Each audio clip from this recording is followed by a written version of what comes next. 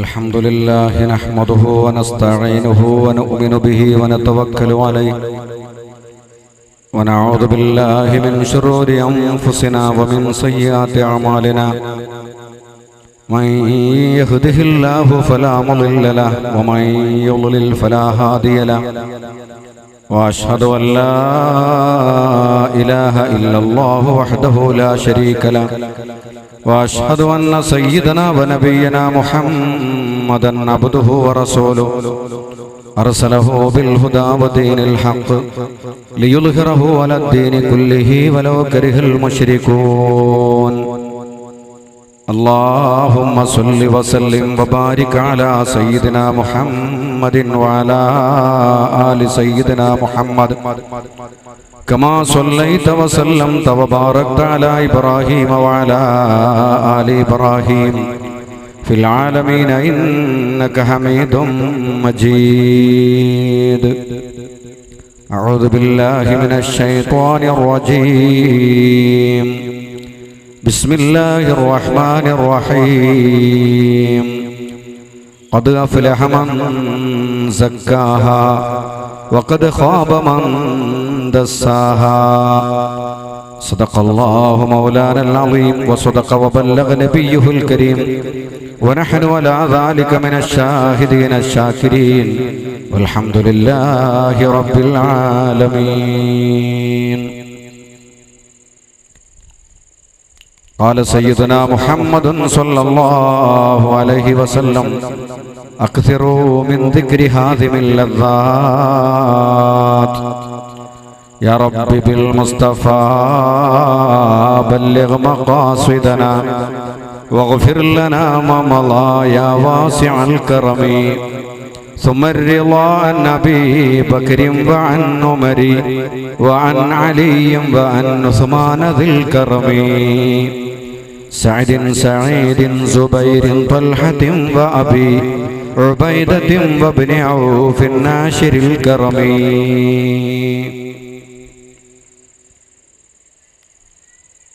ബഹുമാന്യനായ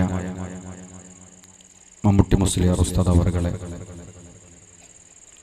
ബഹുമാനപ്പെട്ട മട്ടന്നൂർ മുദരിസ് റഫീഖ് ഫൈലി അവറുകളെ, ബഹുമാന്യനായ അബ്ദുള്ള ഫൈലി അവറുകളെ, മട്ടന്നൂർ മഹല്ല് ജമാഅത്തിൻ്റെ ഉപാധ്യക്ഷൻ, എൻ്റെ പ്രിയങ്കരനായ സ്നേഹിതൻ ബഹുമാനപ്പെട്ട കെ അബ്ദുൽ അസീസ് ഹാജി അവറുകളെ, നല്ലവരായ നാട്ടുകാരെ, സഹോദരങ്ങളെ, അസ്സലാമു അലൈക്കും വറഹ്മത്തുള്ളാഹി വബറകാതുഹു. ആധുനികതയിൽ നിന്ന് ആത്മീയതയിലേക്ക് എന്നതാണ് ഇന്ന് നിങ്ങളോട് സംസാരിക്കേണ്ട വിഷയം. ഹക്ക് പോലെ പറയുവാനും കേൾക്കുവാനും ജീവിതത്തിൽ പകർത്തുവാനും അള്ളാഹു അനുഗ്രഹിക്കുമാറാവട്ടെ. പ്രിയപ്പെട്ട സഹോദരങ്ങളെ,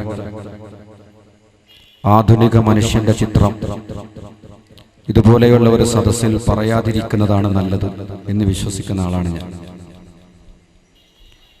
ആധുനിക ലോകത്തിന്റെ കഥ, ആധുനിക മനുഷ്യന്റെ കഥ,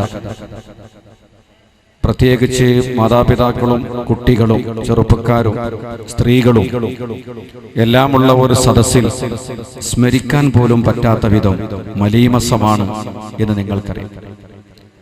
ചില ദിവസങ്ങളിലൊക്കെ വരുന്ന ദിനപത്രങ്ങൾ, ആ ദിനപത്രങ്ങൾ കുടുംബനാഥനായ പിതാവ് അല്ലെങ്കിൽ കുടുംബിനിയായ ഉമ്മ മക്കളെ കാണാതെ മാറ്റിവെച്ചു. കാരണം അത്തരം വാർത്തകൾ നമ്മുടെ മക്കൾ കേൾക്കാതിരിക്കട്ടെ, അവർ വായിക്കാതിരിക്കട്ടെ എന്ന് നമ്മൾ ആഗ്രഹിച്ചു പോകുന്നു, പ്രാർത്ഥിച്ചു. അത്രയും ദയനീയമാണ് ആധുനിക ലോകത്തിന്റെ സ്ഥിതി എന്ന് ഒറ്റവാക്കിൽ ഞാൻ പറയണം. അതൊരിക്കലും വിശദീകരിക്കാൻ ഞാൻ ഈ സന്ദർഭം ഉപയോഗപ്പെടുത്തുന്നില്ല. എന്നെക്കാൾ നിങ്ങൾക്ക് ആ കാര്യം അറിയാം. ആധുനിക ലോകത്തിന്റെ അവസ്ഥ, ഈ കാലഘട്ടത്തിൽ ജീവിക്കുന്ന നമ്മുടെ സ്ഥിതി വളരെ ദയനീയമാണ്. പുറമെ നല്ല ദീനുള്ള ആളുകളായി നമ്മൾ അറിയപ്പെടുന്ന ചിലരൊക്കെ യഥാർത്ഥത്തിൽ അവർ ദീനില്ലാത്തവരാണ്. വലിയ വലിയ ആളുകളായി നമ്മൾ മനസ്സിലാക്കിയ ആളുകൾ ഒട്ടപൂജ്യമാണ്. നമ്മൾ ശ്രദ്ധിക്കാത്ത എത്രയോ ആളുകൾ വലിയ വലിയ മഹാന്മാരാണ്. അതൊക്കെ നമുക്കറിയുന്ന സത്യമാണ്. ഈ ആധുനികതയുടെ മിന്നിത്തിളങ്ങുന്ന ഈ സൗന്ദര്യത്തിൽ ലയിച്ചുകൊണ്ട് ഒരുപാട് ആളുകളുടെ ജീവിതങ്ങൾ പാഴായി പോയിട്ടുണ്ട്. ആധുനികത മൊത്തം മനുഷ്യനെ ആർത്തിയുണ്ടാക്കുന്ന ഒരവസ്ഥയിലേക്ക് കൊണ്ടുപോവുകയാണ്.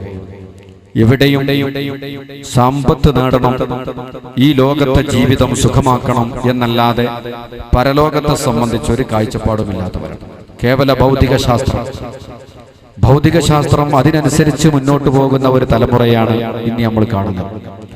ഭൗതികശാസ്ത്രം എന്ന് പറഞ്ഞാൽ അതിന് മരണം വരെ മാത്രമുള്ള കാഴ്ചപ്പാടേ ഉള്ളൂ. മരണത്തിന്റെ ശേഷമുള്ള അനന്തവിശാലമായ ലോകത്തെപ്പറ്റി ഭൗതികശാസ്ത്രത്തിന്റെ മുമ്പിൽ ഒരറിവുമില്ല. അതുകൊണ്ട് തന്നെ ആത്മീയതയെ സംബന്ധിച്ചോ അഭൗതിക ലോകത്തെ സംബന്ധിച്ചോ പരലോകത്തെ പറ്റിയോ ശാസ്ത്രം ഇടപെടാറില്ല. കാരണം അതിനവരെ കയ്യിൽ ആയുധങ്ങളിൽ. അവർ ഈ ലോകത്ത് എങ്ങനെ വെള്ളമുണ്ടാകുന്നു, എങ്ങനെ മഴ വർഷിക്കുന്നു, അതുപോലെ ഒരു സാധനം മേലോട്ടെറിഞ്ഞാൽ എങ്ങനെ താഴോട്ട് വീഴുന്നു, എങ്ങനെ തീ ഉണ്ടാകുന്നു, എന്നിങ്ങനെയുള്ള ഇലകൾക്ക് എന്തുകൊണ്ട് പച്ച നിറമുണ്ടാകുന്നു തുടങ്ങിയിട്ടുള്ള ഈ ദുനിയാവിൽ ചർച്ച ചെയ്യപ്പെടുന്ന കാര്യങ്ങൾ, ഈ ദുനിയാവിൽ അറിയുന്ന കാര്യങ്ങൾ ഒരുമിച്ച് കൂട്ടി അറിയാത്ത പുതിയൊരു സംഗതി കണ്ടെത്തുക, ഇതാണ് ശാസ്ത്രം എന്നോട് ഉദ്ദേശിക്കുന്നത്. അറിവുള്ള പലതും സംഗമിക്കുന്നു, അറിവുള്ളത് പലതും ഒരുമിച്ച് കൂട്ടുന്നു, എന്നിട്ട് ഈ അറിവുള്ളതിന്റെ പേരിൽ അറിവില്ലാത്തത് കണ്ടെത്തുക. ഇതിന് മരണം വരെയുള്ള കാഴ്ചപ്പാട് മാത്രമേ. മരണത്തിന്റെ ശേഷമുള്ള അവസ്ഥയെപ്പറ്റി ശാസ്ത്രത്തോട് ചോദിച്ചാൽ അവർക്കൊന്നും അറിയില്ല. പരലോകത്തെപ്പറ്റി ചോദിച്ചാൽ അവർക്കൊന്നും അറിയില്ല. എന്നാൽ ഒരു വിശ്വാസിയെ സംബന്ധിച്ചിടത്തോളം നമ്മുടെ യഥാർത്ഥ ജീവിതം തുടങ്ങുന്നത് തന്നെ മരണത്തോടുകൂടെയാണ്. മരണത്തോടുകൂടെ എല്ലാം തീർന്നു എന്ന് വിശ്വസിക്കുന്നവർ അത് മുസ്ലിം അല്ല. മരണത്തോടുകൂടെ യഥാർത്ഥ ജീവിതം തുടങ്ങുകയാണ്. ഒരു സത്യവിശ്വാസിയുടെ ജീവിതത്തിന്റെ തുടക്കം അവിടെ വെച്ചാണ്. ഈ ദുനിയാവിലുള്ള ജീവിതം ഒരു സ്വപ്നം പോലെയാണ് യഥാർത്ഥത്തിൽ. ഒരു പരീക്ഷണ ലോകമാണ്. യഥാർത്ഥത്തിലേക്ക് നമ്മൾ തിരിച്ചു വരുന്നത്, യഥാർത്ഥ ബോധമുണ്ടാകുന്നത് മരണത്തിന്റെ സമയത്താണ്. മരണത്തിന്റെ സമയത്ത് കണ്ണടക്കും എന്നല്ല, ശരിക്ക് കണ്ണ് തുറക്കുകയാണ് ചെയ്യുന്നത്. ഇനി അങ്ങോട്ട്, ഇനി എന്റെ അവസ്ഥ എന്താണ് എന്ന് കാര്യഗൗരവത്തിൽ നമ്മൾ ആലോചിക്കുന്ന ഘട്ടം അതാണ്. വിശുദ്ധ ഖുർആൻ പല സ്ഥലത്തും അതിനെ സൂചിപ്പിച്ചുകൊണ്ട് പറയുന്നു, ജാഅത് സക്രത്തുൽ മൗതി ബിൽ ഹഖ് ذلك ما كنت منه تحيد ونفخ في الصور ذلك يوم الوعيد وجاءت كل نفس معها سائق وشهيد لقد كنت في غفلة من هذا فكشفنا عنك غطاءك فبصرك اليوم حديد. ആയത്ത് വിശദീകരിക്കാൻ സമയമില്ലാത്തതുകൊണ്ട് ഞാൻ ചുരുക്കുകയാണ്. മരണം വന്നു, ജാഅത് സക്രത്തുൽ മൗത്ത്, മരണത്തിന്റെ വേദന വന്നു കഴിഞ്ഞു, മരണത്തിന്റെ അസഹ്യമായ വേദന വന്നു കഴിഞ്ഞു. ജാഅത് സക്രത്തുൽ മൗത്ത് ദാലിക മാ കുന്ത മിൻഹു തഹീദ്, അത് നീ ഭയപ്പെടുന്ന ദിവസമായിരുന്നു. ഏറ്റവും കൂടുതൽ ഒരു മനുഷ്യൻ വെറുക്കുന്ന ഭയപ്പെടുന്ന ദിവസമാണ് മരണത്തിന്റെ ദിവസം. നിങ്ങളൊന്നോർത്ത് നോക്കൂ. നിങ്ങൾ ഓരോരുത്തരും മരിച്ചു കിടക്കുന്ന രംഗമൊന്ന് ആലോചിച്ച് നോക്കുന്നു. പേടിയാണ് നമുക്ക്. താടി കെട്ടി, മൂക്കിൽ പഞ്ഞിവെച്ച്, കാലിന്റെ വിരലുകൾ പരസ്പരം കൂട്ടിക്കെട്ടി, ആ ദയനീയമായ കിടത്തം. എത്ര വലിയ സമ്പന്നനാണെങ്കിലും സുന്ദരനാണെങ്കിലും എത്ര വലിയ പോക്കിരിയാണെങ്കിലും ആ കിടത്തം കണ്ടാൽ തന്നെ വളരെ ദയനീയമായ കിടത്തമാണ്.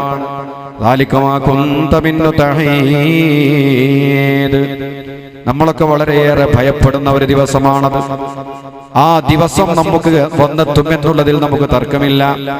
എന്നിട്ട് വിശുദ്ധ ഖുർആൻ പറയുന്നത്, വനുഫിഖ ഫിസ്സൂർ വജാഅത് കുല്ലു നഫ്സിൻ മഅഹാ സായിഖും വശഹീദ് ലഖദ് കുൻത ഫീ ഗഫലത്തിൻ മിൻ ഹാദാ. ഈ കാര്യങ്ങളെ സംബന്ധിച്ചെല്ലാം നീ അബോധാവസ്ഥയിലായിരുന്നു. യഥാർത്ഥ ബോധത്തിലേക്ക് മരണം, മരണത്തിന്റെ ശേഷമുള്ള ജീവിതം, പാരത്രിക ജീവിതം, ബർസഖിയായ ജീവിതം, അതിനെപ്പറ്റിയൊന്നും യഥാർത്ഥ ബോധം നിനക്കുണ്ടായിരുന്നില്ല. യഥാർത്ഥ ബോധം നിനക്കുണ്ടായിരുന്നില്ല. വിശുദ്ധ ഖുർആൻ തന്നെ പറയാണ്, ലഖദ് കുൻത ഫീ ഗഫലത്തിൻ മിൻ ഹാദാ ഫകശഫനാ അൻക ഗിതാക്. നിന്റെ കണ്ണിന്റെ മൂടി ഇപ്പോൾ തുറന്നു കഴിഞ്ഞു. നിന്റെ കണ്ണിന്റെ മൂടി ഒരു മൂടിയിട്ടതുപോലെയായിരുന്നു. എന്ന് കണ്ടാലും ഉൾക്കൊള്ളാൻ കഴിയാത്ത, യാഥാർത്ഥ്യം മനസ്സിലാക്കാൻ കഴിയാത്ത, മരണത്തിന്റെ യാഥാർത്ഥ്യത്തിലേക്ക് ഇറങ്ങി വന്ന് ചിന്തിക്കാൻ കഴിയാത്ത ഒരു പ്രത്യേകതരം അശ്രദ്ധയിലായിരുന്നു നീ. നിന്റെ കണ്ണിനിക്കൊരു മൂടിയിട്ടതുപോലെയായിരുന്നു. ഒരു കണ്ണിനിക്ക് മൂടിയിട്ട രൂപത്തിലായിരുന്നു നീ എന്ന് വിശുദ്ധ ഖുർആൻ പറയാണ്. ഫബസറുക്കൽ യൗമ ഹദീദ്, ഇന്ന് നിന്റെ കണ്ണിന് നല്ല മൂർച്ചയുണ്ട്, നല്ല മൂർച്ചയുള്ള നോട്ടമാണ്, നല്ല സൂക്ഷ്മമായ നോട്ടമാണ്. ആ സൂക്ഷ്മമായ നോട്ടം, മൂർച്ചയുള്ള നോട്ടം തുടങ്ങുന്നത് മരണത്തോടുകൂടെയാണ്. മലക്കുൽ മൗത്തിനെ കാണുമ്പോ പരലോകത്തേക്കുള്ള അനന്തമായ നോട്ടത്തിലേക്ക് അവന്റെ കണ്ണ് തിരിയുമ്പോൾ അവൻ തിരിച്ചറിയുന്നു, ഞാൻ യഥാർത്ഥ ജീവിതത്തിലേക്ക് കടന്നു വരികയാണ്. അപ്പൊ ഇതുവരെ ജീവിച്ചതോ അതൊരു ജീവിതമായിരുന്നില്ല. ഇപ്പൊ ഒരു ഉണരൽ, മരിക്കുമ്പോൾ യഥാർത്ഥത്തിൽ ഒരു ഉണർവ് സംഭവിക്കുകയാണ്, ഒരു ഉണരുക. ഇതുവരെ എൻ്റെ യഥാർത്ഥ ജീവിതമായിരുന്നില്ല, യഥാർത്ഥ ജീവിതത്തിലേക്ക് ഞാൻ ഇപ്പോൾ വരുന്നേ ഉള്ളൂ എന്നൊരു തോന്നലുണ്ട്. അതുകൊണ്ട് ഭൗതിക ലോകത്തെ സംബന്ധിച്ചിടത്തോളം ആധുനിക ലോകത്തിന്റെ ചിത്രം നമ്മൾ പരിശോധിച്ചാൽ പരലോകത്തെ പറ്റി ഉണർത്തുന്നതല്ല. ആധുനിക ലോകം മരണത്തെ സംബന്ധിച്ചോ അതിന്റെ ശേഷമുള്ള ലോകത്തെ സംബന്ധിച്ചോ പഠിപ്പിക്കുന്നില്ല, അതിലേക്ക് ഉണരുക തന്നെ ചെയ്യുന്നില്ല.